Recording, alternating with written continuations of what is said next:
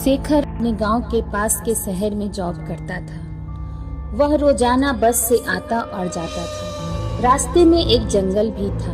बड़े बड़े पेड़ों से घिरा ये जंगल शेखर को काफी पसंद था। वह रोजाना खिड़की के पास वाले सीट पर बैठता और खिड़की से जंगल को देखता। शेखर को काम से लौटते हुए अंधेरा हो जाता था।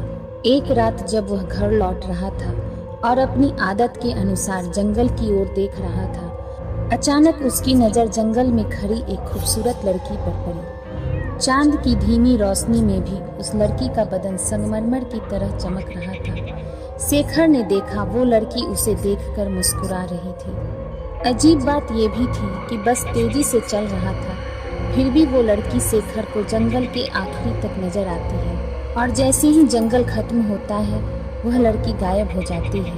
शेखर घर पहुंचकर खाना खाया और अपने बेड पर सोने चला गया, पर उसे नींद नहीं आ रही थी। शेखर के साथ यह पहली बार हुआ था कि कोई लड़की उसे देखकर मुस्कुरा रही थी, और वो भी इतनी खूबसूरत। शेखर उस लड़की के बारे में सोचता रहा और शेखर की आंख लग जाती है और वह सो जाता है। अगले दिन वह फिर से काम पर जाता है और मन ही मन में सोचने लगता है, काश आज भी वो लड़की मुझे दिखे। और होता भी ऐसा ही है। जंगल का रास्ता शुरू होते ही लड़की उसे फिर दिखाई देती है।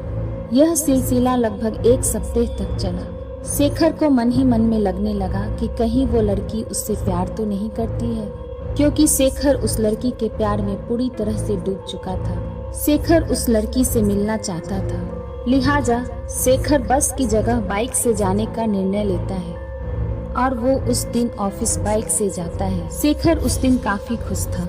नई शर्ट और नई पैंट पहनता है और एक परफ्यूम का बोतल अपने पॉकेट में रखकर बाइक से ऑफिस चला जाता है। देर शाम ऑफिस में छुट्टी हो जाती है। शेखर ऑफिस से निकलता है और परफ्यूम की बोतल निकालकर अपने ऊपर अच्छे से लगा लेता है। शेखर मन ही मन मुस्कुराता है और अपनी बाइक पर बैठकर अपने घर की ओर लौटने लगता है।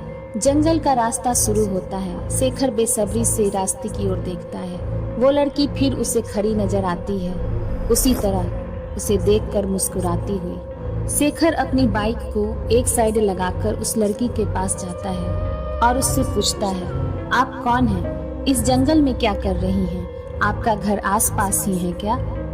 लड़की ने किसी भी सवाल का जवाब नहीं दिया, बस शेखर को देखकर मुस्कुराती रही और जंगल में अंदर की ओर जाने लगी। शेखर बोलता है, रुको तो, मुझे जवाब तो दे के जाओ। और शेखर उस लड़की के पीछे पीछे जंगल में अंदर की ओर जाने लगता है। गहरी काली रात होने के बावजूद भी शेखर को लड़की और रास्ता बिल्कुल साफ साफ दिखाई देता है और शेखर उस लड़की के पीछे पीछे जंगल में बहुत अंदर तक चला जाता है। अचानक वो लड़की रुक जाती है और शेखर उस लड़की के बिल्कुल पास चला जाता है। लड़की अपनी दोनों हाथों को खोलकर शेखर को पास आने का इशारा करती है। शेखर भी खुद को रोक नहीं पाता है और उसके पास चला जाता है। लड़की उसे पागलों की तरह सूंघने लगती है। शेखर की भी बेचैनी बढ़ जाती है और उसे जोरों से अपने बाहों में पकड़ता है। पर जैसे ही शेखर उसे अपने बाहों में लेता है, उसे अजीब सा गला सड़ा हुआ एहसास होता है और सड़े हुए लाश की तरह बदबू आने लगती है। पर लड़की उसे बदहवास सूंघते रहती है। शेखर को घुटन सी महसूस होने लगती है।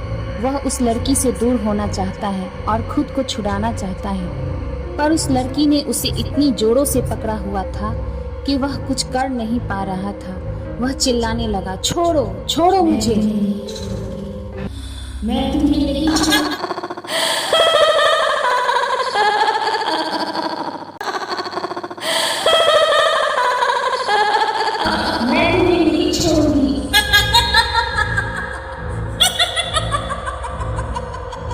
ये आवाज जैसे पूरे जंगल में गूंजने लगी थी। शेखर बुरी तरह से तड़पने लगा।